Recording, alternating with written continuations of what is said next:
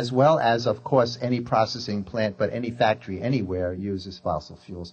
So let me ask, if most of mankind, or all of mankind, were to become vegetarian, which I don't think is likely, you'll tell me if you think it's likely, would that reverse global warming if we all stopped eating meat? Yes, sir. Really? I guarantee. Wow. Sign and seal. You don't expect that to happen, do you? Well, I do expect it to happen. Why not? We can always think positive. And I'm working all my might to try to bring it close. Well, are you optimistic about humankind's will to take the steps and make the sacrifices which will make the difference, both in stopping to eat meat and all other ways of controlling pollution and toxicity and war? I mean, do you think that we as a species are enlightened enough as a group to do that? Surely there are individuals who are, but it seems to me that war is just part of the game and eating meat is just part of what we do. And we don't seem to see the end, even though the end is coming. Yes.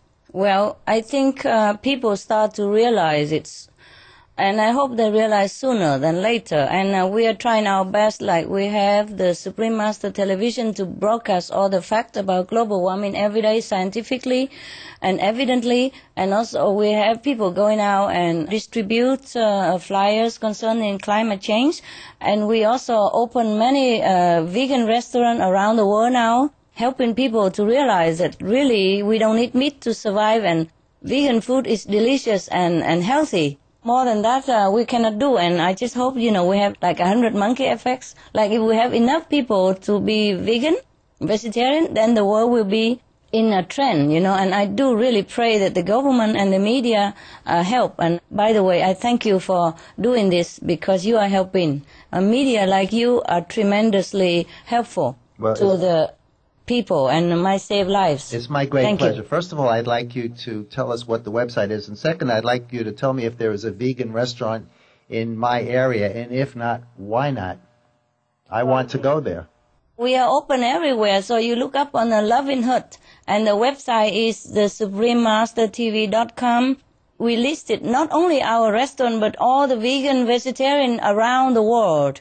Free of charge. You can download them free of charge. Everything in our program is free of charge. Okay, it's suprememastertv.com. And this interview will be on there, not just in audio, but in video, I believe. And, yes. And all of your interviews and so many other things as well will be on there. Okay. And the interview will be aired on the 14 satellite platform around the world. We cover the 6 continents. It will also be on my website fairly soon. What is your website? My website is www.environmentallysound.org. And yours again is www.suprememastertv.com. Right. And it's a very interesting site. I have been there several times, and I recommend that people take a look at it. When you were a child, I believe you were raised Catholic, but there was a strong Buddhist influence from a grandparent. Do I have that correct? Yes. You were also quite precocious as a child. You read all of Lao Tzu and other philosophers just as a young girl. Is that so? Yes, sir. I was very interested as a young child, and my parents have all this in their house. My parents were Christian and my grandparents are Buddhist. I've been influenced by both. And later I found they're both speaking almost the same thing, except some, local languages, local terminology. What you call your path now is the Kuan Yin method, yes? Yes. And you say it's not a religion. No. But you do mention God. Is there any way to separate religion from God? No. But you do say that your path is not a religion. Yes, no, it's not. It's not a religion. It's hard for me to understand, and I think it's probably hard for listeners to understand how you can have something which you don't call a religion, and yet God is surely a part. How would you define that? Religion is something that talking about God, yeah? Yes. And I'm just show people God. So they can be Buddhist, they can be Christian, they can be Muslim. We have only one God. We call it Buddha nature or God or Kingdom of God or Allah. To me, I have found it's all the same, because once we are in contact with our great self, the Kingdom of God within or the Buddha nature within, we will find that we are all one. I get that. I do get that. One of the Buddhist meditations I know, because I practice myself, is to save all sentient beings. I will save all sentient beings, and yet I never really knew. I still don't know. I thought a sentient being was humans, perhaps, but are not dogs and birds also sentient? How do you define that? I think you know. You just asked for your audience. Okay.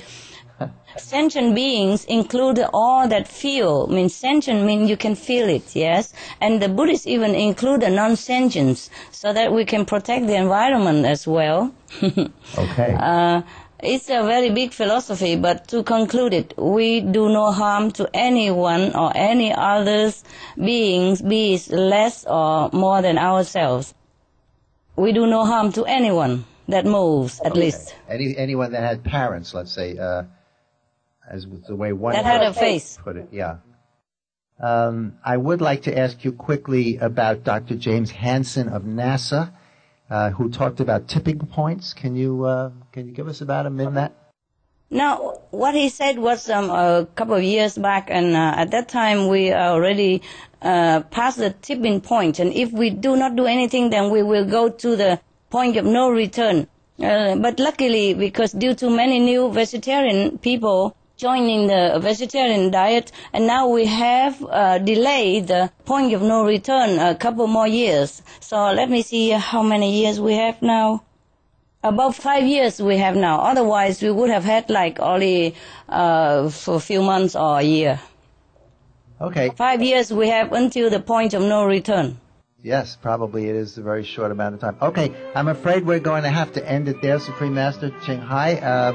It's been a great pleasure speaking with you and watching you on the monitor, and I hope we can do this again. Oh, sure. Thank you so much. My great pleasure. Thank you. Okay. I would like to thank Supreme Master Ching Hai for taking the time to join us this morning. Most of us have enough to do just to go about our own business and get through the day more or less happy and healthy. Supreme Master has much more responsibility than that. In a world which is increasingly dangerous and stressful for a large number of people, it is her calling to make a positive difference among humankind as a whole. Add to that her calling to address the welfare of animals, and her work takes on epic proportions. Our thought for the week, it is the calling of some to move mountains. It is the calling of all to be decent. Stay tuned to WVOX, the flagship of Whitney Radio. Remember to be kind, for everyone you meet is fighting a great battle. You are here, it is now. Health and happiness to you all.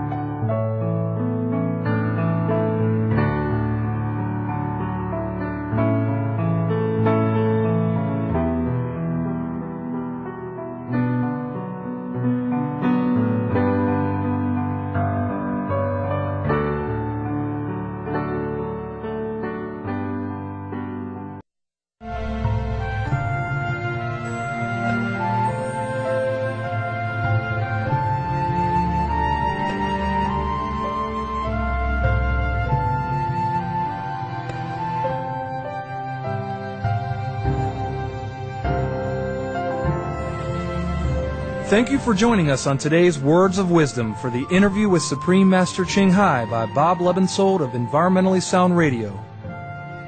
And now, please stay tuned for a journey through aesthetic realms coming up next on Supreme Master Television right after Noteworthy News. May the Providence guide your life in nobility, wisdom, and love.